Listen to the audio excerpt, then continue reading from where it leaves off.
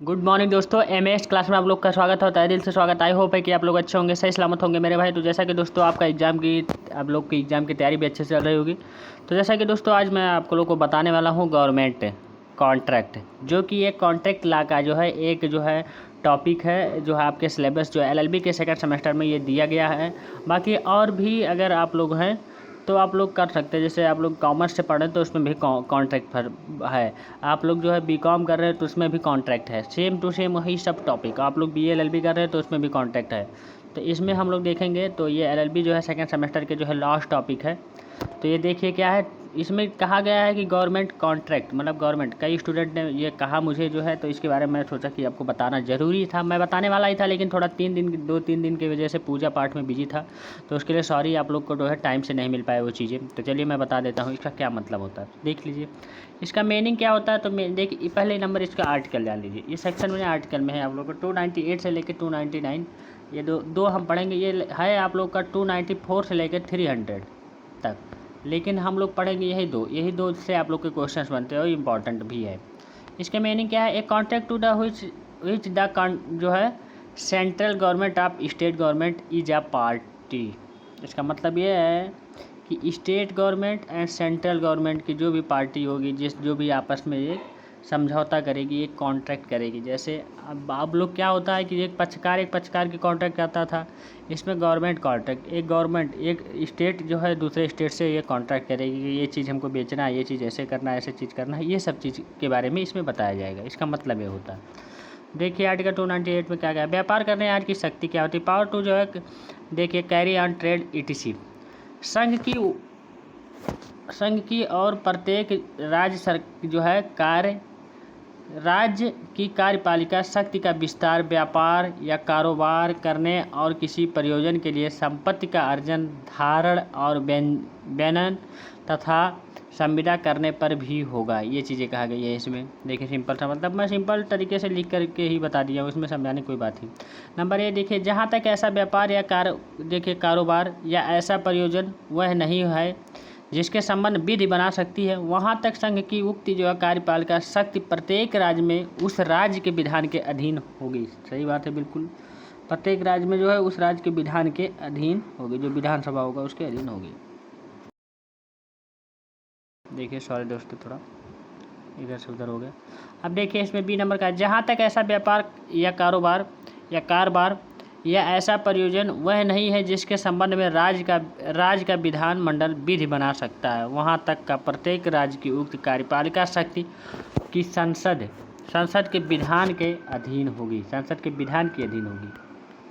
देखिए ये कहा गया। इसमें आर्टिकल 299 में कहा क्या है, देखिए liability for the wrong tortious and जो है कॉन्ट्रेक्चुअल्स, संविदा के लिए दायित्व। 294 से 300 तक इसमें दिया गया, लेकिन हम लोग देखते हैं 299 ही। 298 हम लोग देख लिए, 299 देखेंगे कि इसमें 3 पॉइंटें हैं कि जो भी कोई चीज़ करेगी तो ये जो भी गवर्नमेंट जो भी स्टेट जो हो या जो सेंट्रल स्टेट गवर्नमेंट हो या राज्य की स्टेट गवर्नमेंट हो, दोनों जो भी चीज़ें अपने में समझौता करेंगी, जो चीज़ें होगी, इसके राष्ट्रपति जो 3 बॉडी है इसको जो है ज़रूरी है ये साइन करेगी या कुछ करेगी, तभी आप लोग का कॉन्ट्रैक्ट एकदम अच्छे से माना जाएगा। नंबर फर्स्ट है राष्ट्रपति या राज्यपाल के द्वारा दी गई हो जो कॉन्ट्रैक्ट। नंबर सेकंड है राष्ट्रपति या राज्यपाल की ओर से की गई हो। नंबर थर्ड है राष्ट्रपति या राज्यपाल के द्वारा निष्पादित कोई व्यक्ति द्वारा दी गई हो। ये चीज़ें 3 पॉइंट बहुत इंपॉर्टेंट है। देखिए राज्य का दायित्व तो बिल्कुल उसी प्रकार है जैसे ईस्ट इंडिया कंपनी जो 1858 में किया था, जो इसके जो है पूर्व हुआ था। इसमें केस देख लीजिए, केस लाकर मसी वर्सेस मुंबई राज्य जो है ईयर 1964 सुप्रीम कोर्ट जो है 140 अपीलार्थी जो है कॉन्ट्रैक्ट सार्वजनिक निर्माण विभाग, ये सब चीज़ें दिया गया। इसमें क्या कहा गया था, एक नहर निर्माण के एक जो अपीलार्थी से सार्वजनिक निर्माण विभाग के द्वारा एक टेंडर निकाला गया था। एक जो है अपीलार्थी जो है ने कॉन्ट्रैक्ट किया एक नहर के विभाग के अधिकारी से, और उस कॉन्ट्रैक्ट को रिवोक कर दिया, खंडन कर दिया, मतलब उसको तोड़ दिया, रिवोक कर दिया। फिर जो अपीलार्थी ने जो है कोर्ट में केस फाइल किया और जो है लिखा कि मैंने सार्वजनिक नहर निर्माण करने के लिए कॉन्ट्रैक्ट किया था, लेकिन एक नहर अधिकारी ने इसे जो है रिवोक खंडन कर दिया है। इसके बाद न्यायमूर्ति सुब्बाराव जी ने कहा कि क्या आपने आर्टिकल 299 के तीनों पॉइंट जो है उसको जो है फुलफिल किया है। तो आप लोग का अगर फुलफिल किए होते तो कॉन्ट्रैक्ट माना जाता और नहीं किए हैं तो नहीं माना। कि हम जो है टेंडर डालने जा रहे हैं और या आपने कॉन्ट्रैक्ट वैसे ही कर लिया था, ये कहा गया इसमें। वो तीनों पॉइंट आप लोग जो है 299 में जो दिया गया है वो तीनों पॉइंट अगर फुलफिल किए हैं तो सही है और नहीं किए हैं तो इसमें देखिए क्या है। फिलहाल तीनों पॉइंट को जो है फुलफिल नहीं किया था तो भारत सरकार अधिनियम 1935 का सेक्शन 175 के क्लास 3 का जो आपका आर्टिकल 299 से मैच करता है, तो आपका जो है आपके कॉन्ट्रैक्ट के दौरान सरकार को गलत नहीं बना सकते। ये चीज़ें कहा गया कि आप गलत सरकार को नहीं कर सकते। भाई जो नियम है, जो रूल है, उसको करना ज़रूरी है। आप उसके खिलाफ जाते हैं तो आप लोग जो है उसके लायबल नहीं होंगे।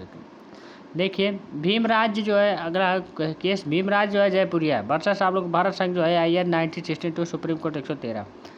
ईस्ट इंडिया कंपनी के रेलवे सुपरिटेंडेंट जो है फर्म के द्वारा जो है कॉन्ट्रैक्ट किया गया था। फर्म के साथ कोई भी आदेश किसी के द्वारा सिग्नेचर नहीं करवाया गया था।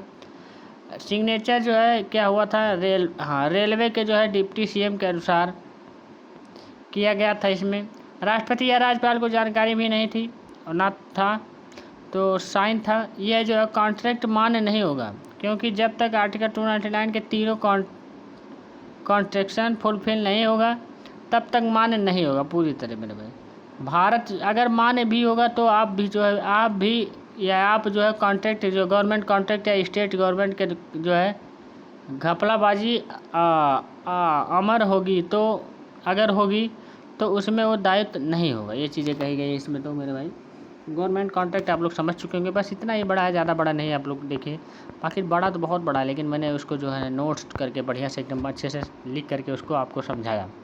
तो आई होप है कि आप लोग को अच्छा लगा। कोई दिक्कत कोई प्रॉब्लम होगी तो जरूर है। 298 299 यह दो ही सेक्शन आप लोग पढ़िए। 300 294 से लेकर 300 तक मत पढ़ने लगिए क्योंकि बड़ा है काफ़ी और फिर भी आपको समझ में भी नहीं आएगी। ये दो ही सेक्शन आप लोग के इंपॉर्टेंट है, यहीं से क्वेश्चन बनते हैं। बस मेरे भाई thank you, ta-ta care, bye bye. आप लोग मिले नेक्स्ट वीडियो नेक्स्ट के साथ। Thank you.